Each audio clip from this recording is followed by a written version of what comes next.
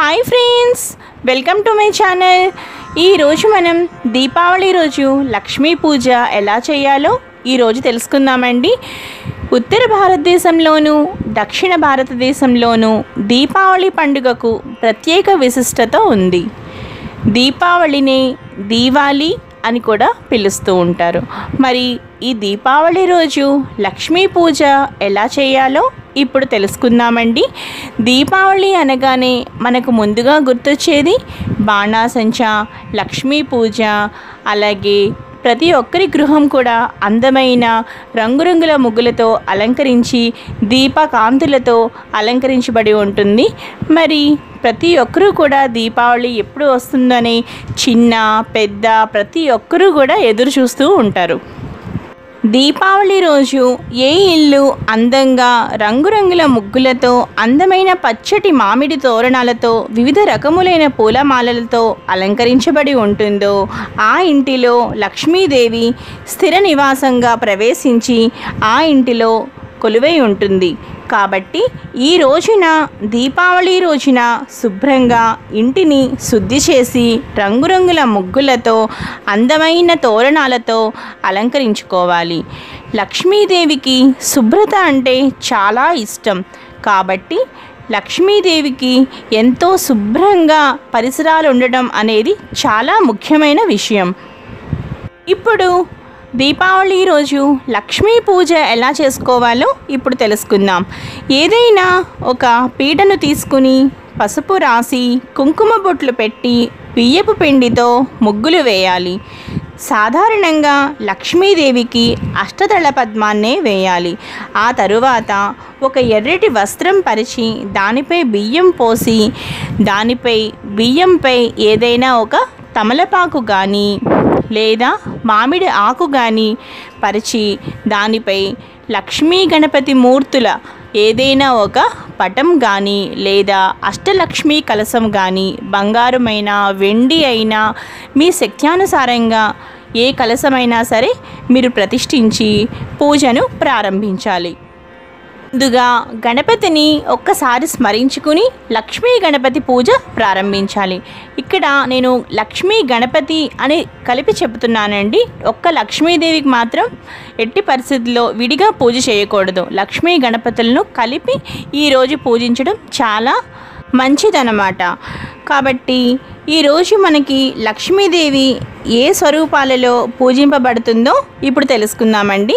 ఈ రోజున లక్ష్మీదేవిని అంటే ఈ దీపావళి రోజున లక్ష్మీదేవిని 3 రూపాలైన లక్ష్మీ, సరస్వతి, మహాకాళి రూపాలలో పూజించాలి. ఆ తరువాత కుబేరుణ్ణి కూడా తప్పనిసరిగా ఈరోజు పూజించాలి. మనం ఇక్కడ లక్ష్మీ గణపతులను ఎందుకు పూజించాలి అంటే కలిపి ఎందుకు పూజించాలి అంటే గణపతి మనం ఎక్కడ పూజ చేశామో అక్కడ అలా స్థిరంగా ఉంటాడు. కానీ లక్ష్మీదేవి మాత్రం అలా కాదు. చిన్న విషయం కానీ ఏది చిన్నది నచ్చకపోయినా సరే అలిగి వెళ్ళిపోతూ ఉంటుంది.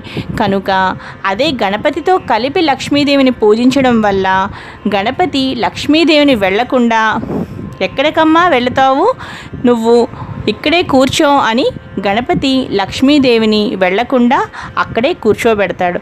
కాబట్టి లక్ష్మీ గణపతులను కలిపి మనం పూజించడం అనేది ఈ దీపావళి రోజు ముఖ్యమైన విషయం. మనం ఈ దీపావళి రోజున లక్ష్మీ గణపతులను కలిపి ఎందుకు పూజించాలో ఇప్పుడు తెలుసుకున్నాం కదండి. ఇప్పుడు లక్ష్మీ గణపతి పూజా విధానం గురించి ఇప్పుడు తెలుసుకుందాం. ఇప్పుడు లక్ష్మీ గణపతి విగ్రహాలకు పూలమాలలు వేసి దీపారాధన చేయాలి.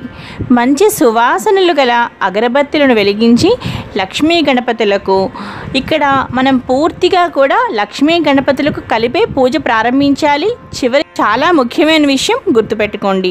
ఆ తరువాత లక్ష్మీ గణపతులకు పూజ కోసం మనం పసుపు, కుంకుమ, పువ్వులను ఏర్పాటు చేసుకోవాలి. అలాగే పంచామృతాలు పాలు, పెరుగు, నెయ్యి, పంచదార, తేనె ఈ 5టిని కలిపిన పంచామృతాలను తయారు చేసుకోవాలి. ఆ తరువాత కొబ్బరికాయలు, పండ్లు, స్వీట్లు, నైవేద్యాలు కూడా సిద్ధం చేసుకుని రెడీగా పెట్టుకోవాలి. ఇప్పుడు పసుపు కుంకుమ తీసుకుని లక్ష్మీ గణపతి పటంపై వేస్తూ వినాయక అష్టోత్తర శతనామావళి అలాగే లక్ష్మీ అష్టోత్తర శతనామావళి చదువుకోవాలి. ఆ తరువాత లక్ష్మీదేవి సహస్రనామ మంత్రాలతో లక్ష్మీదేవిని పూజించాలి. ఆ తరువాత లక్ష్మీ గణపతులకు మనం నానావిధ పరిమళ పత్ర పుష్పాలతో లక్ష్మీ గణపతులను ఆరాధించాలి. ఆ తరువాత సువాసనలు వెదజల్లే సాంబ్రాణి ధూపం వేసి దీపం కూడా ఒకసారి చూపించాలి. ఆ తరువాత పాలతో తయారు చేసిన మధుర పదార్థాలను లక్ష్మీ గణపతులకు నివేదించాలి. ఆ తరువాత రకరకాల పళ్ళు, స్వీట్లు అన్నీ కూడా లక్ష్మీ గణపతులకు నైవేద్యం పెట్టాలి. ఆ తరువాత లక్ష్మీదేవికి మీరు ఏదైనా కొత్త ఆభరణం సమర్పించదలుచుకుంటే ఏదైనా ఒక ఆభరణం కానీ లేదా లక్ష్మీదేవి రూపు కానీ అమ్మవారి వద్ద ఉంచాలి. తరువాత లక్ష్మీదేవి అనుగ్రహం కొరకు మీ వ్యాపారానికి సంబంధించిన చిట్టాలు, పిల్లల పుస్తకాలు, పెన్నులు ఇవన్నీ కూడా అమ్మవారి దగ్గర పెట్టి ఆశీర్వాదాన్ని పొందాలి. ఈ విధంగా పూజించుకున్నాక లక్ష్మీ గణపతులకు హారతులు ఇచ్చి ఆశీర్వాదాన్ని పొందాలి. ఈ వీడియో కనుక మీకు నచ్చినట్టయితే తప్పకుండా లైక్ చేసి షేర్ చేయండి. అలాగే సబ్స్క్రైబ్ చేసుకోండి. అలాగే పక్కనే ఉన్న బెల్ సింబల్ని కూడా యాక్టివేట్ చేసుకోండి మరిన్ని నోటిఫికేషన్స్ కోసం. అలాగే ఈ వీడియో కింద ఉన్న డిస్క్రిప్షన్ బాక్స్ని కూడా చెక్ చేయండి. Thanks for watching.